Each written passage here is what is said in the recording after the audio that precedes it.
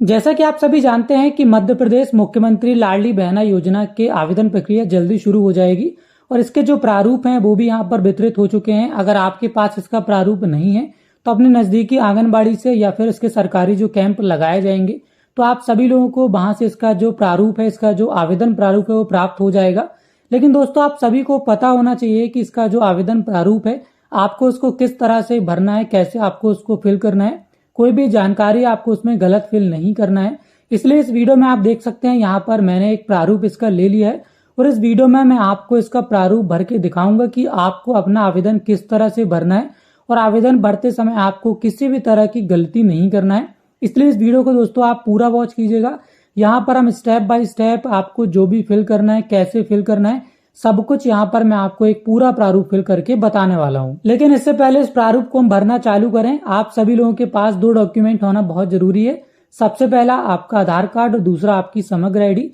ये दोनों डॉक्यूमेंट्स आपको तैयार रखना है, उसके बाद ही आपको इस प्रारूप को फिल करना है। तो चलिए इसको भरना हम शुरू करते हैं। जैसा कि यहाँ पर आप देख सकते हैं मैंने एक प्रारूप ले लिया है, मुख्यमंत्री लाडली बहना योजना 2023 आवेदन हेतु आवश्यक जानकारी का प्रपत्र। तो बिल्कुल इसी तरह का प्रपत्र आपको भी यहाँ पर जो सरकारी कैंप लगाए जाएंगे वहां से प्राप्त हो जाएगा। इस प्रारूप को आपको भरना होगा। अब कैसे भरना है वो यहाँ पर मैं आपको बता देता हूँ। तो सबसे पहले आप देख सकते हैं यहाँ पर आपसे पूछ रहा है आवेदिका की समग्र आईडी। तो यहाँ पर आपको आवेदिका यानी कि आप जो आवेदन कर रहे हैं, जो एप्लीकेंट है, जो आवेदिका है, उनकी यहाँ पर आपको समग्र आईडी डाल देना है। तो यहाँ पर आप देख सकते हैं आपको अपनी समग्र आईडी देख लेना है। यहाँ पर आपको अपने नाम के सामने आपको आपकी आईडी देखने को मिल जाएगी। तो वही आईडी यहाँ पर आपको डाल देना है। मैं यहाँ पर जो आईडी डाल रहा हूँ वो उदाहरण के तौर पर डाल रहा हूँ। तो आपको बिल्कुल इसी तरह से अंकों में अपनी आईडी डाल देना है। एक खंड में आपको एक ही नंबर लिखना है। उसके बाद दूसरे नंबर पॉइंट में आप देख सकते हैं यहाँ पर आधार नंबर आपसे पूछ रहा है।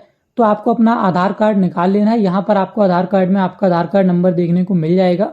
तो यहाँ पर आपका जो आधार नंबर है ये भी मैं उदाहरण के तौर पर ले रहा हूँ और आपको बिल्कुल उसी तरह से एक खंड में एक नंबर लिख देना है। आपका जो आधार नंबर होता है वो 12 अंकों का होता है। तो यहाँ पर आपको देख सकते हैं 12 खंड अलग अलग देखने को मिल जाएंगे। तो आपको एक खंड में एक ही नंबर यहाँ पर फिल करना है और बिल्कुल सही आपको यहाँ पर आधार नंबर डालना है। और आधार कार्ड नंबर डाल देने के बाद आप यहाँ पर देख सकते हैं तीसरे नंबर पॉइंट में आवेदिका का नाम आपसे पूछा जा रहा है। तो यहाँ पर आपका जो भी नाम आधार कार्ड में लिखा हुआ है बिल्कुल ठीक उसी तरह से यहाँ पर आपको नाम डाल देना है। आप चाहें तो अपना नाम इंग्लिश में भी लिख सकते हैं या फिर आप चाहें तो आप हिंदी में भी यहाँ पर अपना नाम डाल सकते हैं। मैं यहाँ पर आपको इंग्लिश में और हिंदी में दोनों में यहाँ पर आपको नाम डाल के दिखा देता हूँ। तो यहाँ पर पहले हम इंग्लिश में डालकर देख लेते हैं। अगर आप अपना नाम इंग्लिश में फिल कर रहे हैं तो यहाँ पर आपको ध्यान रखना है कि आपको अपना जो नाम है उसकी जो लेटर्स हैं उसको आपको कैपिटल लेटर्स में लिखना है और इस तरह से यहाँ पर आपको इंग्लिश वाला नाम डाल देना है। अगर आप हिंदी में नाम लिखते हैं तो आपको देखिए इस तरह से यहाँ पर नाम लिख लेना है अपना। जैसे भी आप अपना नाम लिखते हैं, पूरा नाम लिखते हैं तो पूरा नाम, या फिर केवल नाम लिखते हैं तो अपना नाम आधार कार्ड के अकॉर्डिंग आपको फिल कर देना है। उसके बाद आप देख सकते हैं चौथे नंबर पॉइंट में आपसे पूछ रहा है आवेदिका के पति या फिर पिता का नाम। तो यहाँ पर आपको अपने पति का नाम ही डालना है। तो यहाँ पर अपने आधार कार्ड में आप देख सकते हैं जैसा नाम आपके पति का डला हुआ है बिल्कुल उसी तरह से आप यहाँ पर इंग्लिश में या फिर आप चाहें तो आप हिंदी में भी अपने पति का नाम डाल सकते हैं। पति का नाम डाल देने के बाद पांचवें नंबर पॉइंट में आपसे पूछ रहा है जन्म की दिनांक, मतलब आपकी जो जन्म तिथि है अब यहाँ पर वो आपको डाल देना है। तो जन्म तिथि कैसे डालना है मैं आपको बता देता हूँ। सबसे पहले आपको दिन डालना है, फिर माह डालना है, उसके बाद यहाँ पर आपको अपना सन डालना है यानी कि वर्ष डालना है। तो आपको यहाँ पर इस बात का ध्यान रखना है कि अगर आपकी जन्म तिथि उदाहरण के तौर पर 1 जनवरी 1980 है तो यहाँ पर आपको 01 मतलब 01/01/1980 आपको करके डालना होगा। जैसे कि यहाँ पर आप देख सकते हैं सबसे पहले यहाँ पर आपसे दिनांक पूछ रहा है। तो अगर आपका 1 दिनांक है तो यहाँ पर आप 01 लिखेंगे। बिल्कुल उसी तरह से यहाँ पर आपको माह डाल देना है और बिल्कुल ठीक उसी तरह से यहाँ पर आपको वर्ष डाल देना है। 1980 है तो 1980 यहाँ पर आपको डाल देना है। उसके बाद आप देख सकते हैं आवेदिका का पता आपसे पूछ रहा है। तो यहाँ पर आपको अपने आधार कार्ड के अकॉर्डिंग, आधार कार्ड के अनुसार अपना पता यहाँ पर आपको डालना होगा। पता डालते वक्त आपको ध्यान रखना है यहाँ पर आपको पूरा पता डालना है, जैसे कि मकान नंबर सहित। तो यहाँ पर पहले आपको मकान नंबर लिखना होगा। जो भी आपका मकान नंबर आपके आधार कार्ड में डाला हो वो आप डाल देंगे। उसके बाद आपके मोहल्ले का नाम, आपकी बसाहट, आपकी कॉलोनी या फिर जो भी आपका क्षेत्र लगता है क्षेत्र का नाम यहाँ पर आप डाल देंगे। पूरा पता यहाँ पर आपको डाल देना है। आपको यहाँ पर काफी सारी जगह दी गई है। तो यहाँ पर आपके आधार कार्ड में जो भी पता डला हुआ है बिल्कुल ठीक उसी तरह से यहाँ पर आपको पता डाल देना है। उसके बाद आप नीचे देख सकते हैं यहाँ पर ये आपसे पूछ रहा है ग्राम या फिर शहर या फिर वार्ड का नाम। तो आपको आपके वार्ड का नाम आपकी समग्र आईडी में देखने को मिल जाएगा, तो वार्ड का नाम यहाँ पर आप डाल देंगे, या फिर आपका गांव है तो यहाँ पर आपको गांव का नाम आपकी समग्र आईडी मिल जाएगा। उसके बाद यहाँ पर आपको जिले का नाम डाल देना है, आपका जो भी डिस्ट्रिक्ट है वो नाम यहाँ पर आप डाल देंगे। और सबसे लास्ट में आपसे पूछ रहा है पिन कोड, तो आपको पिन कोड भी आपके आधार कार्ड में देखने को मिल जाएगा। तो यहाँ पर आपको एक खंड में एक अक्षर लिखना है जैसा कि मैंने आपको बताया है, और इस तरह से यहाँ पर आपको पिन कोड डाल देना है।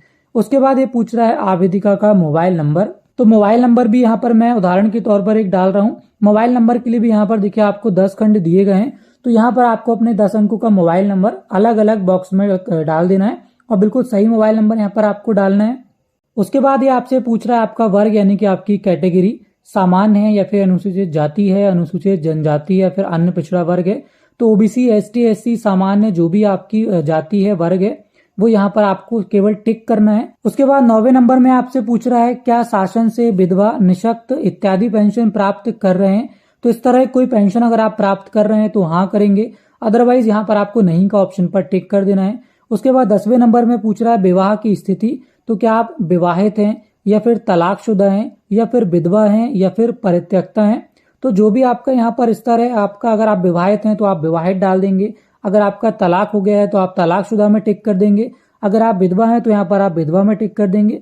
तो इस तरह आपको अपने अनुसार जो भी आपका स्टेटस है यहाँ पर उसको आपको टिक कर देना है।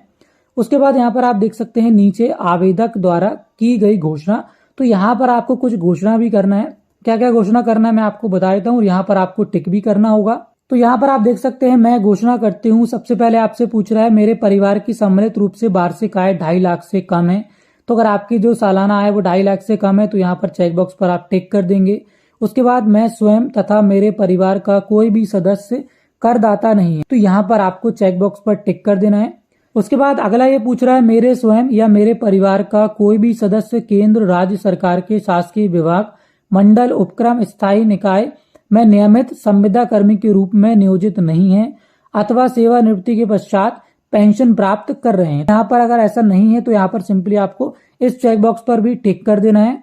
उसके बाद अगला ये पूछ रहा है मेरे स्वयं या मेरे परिवार के किसी भी सदस्य के नाम से 4 पहिया वाहन अथवा ट्रैक्टर नहीं है, तो यहाँ पर आपको चेक बॉक्स पर टिक कर देना है। अब अगला यहाँ पर पूछ रहा है मेरे परिवार के पास सम्मिलित रूप से 5 एकड़ से अधिक भूमि नहीं है, तो आपके परिवार के पास 5 एकड़ से अधिक भूमि नहीं होना चाहिए, तो यहाँ पर आप टिक कर देंगे। अब यहाँ पर अगला पूछ रहा है मुझे भारत सरकार, राज्य सरकार की किसी योजना में प्रति माह 1,000 रुपए या अधिक राशि प्राप्त नहीं हो रही है।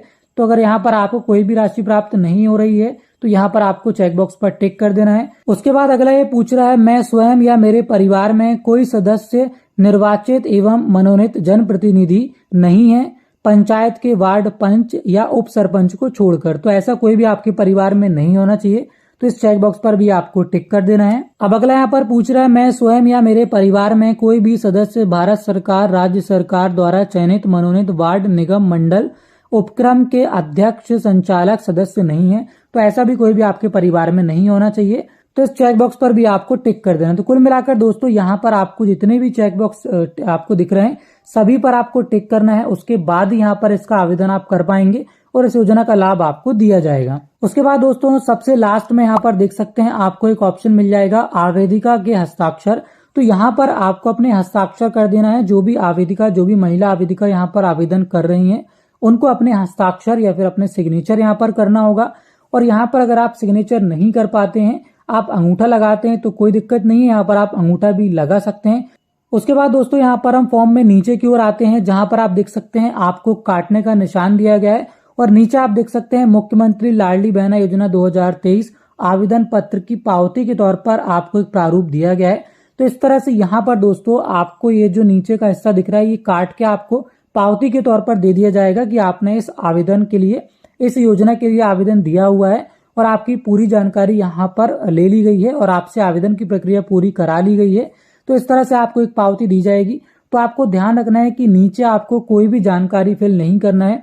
तो दोस्तों यहाँ पर इस तरह से आपको ये जो आवेदन प्रारूप है आपको पूरा फिल कर लेना, क्योंकि जो आवेदन प्रारूप आप यहाँ पर भरेंगे बिल्कुल वही आवेदन प्रारूप यहाँ पर जो अधिकारी आएंगे कैंप में वो ऑनलाइन इसकी जानकारी दर्ज करेंगे। तो इस तरह दोस्तों आप लाडली बहना योजना का प्रारूप पूरी तरह से भर सकते हैं। मैंने आपको यहाँ पर आवेदन प्रारूप भरने का पूरा प्रोसेस बता दिया है, पूरी प्रक्रिया बता दी है। उम्मीद करता हूँ कि आपको समझ में आ गया होगा कि लाडली बहना योजना का प्रारूप आप किस तरह से भर सकते हैं और किन किन बातों का आपको ध्यान रखना है। तो अगर आपको ये पूरी जानकारी समझ में आ गई हो तो आप इस वीडियो को ज्यादा से ज्यादा अपने फ्रेंड्स और फैमिली में शेयर करें और वीडियो अगर आपको पसंद आया हो तो वीडियो को लाइक करके चैनल को सब्सक्राइब करना मत भूलना।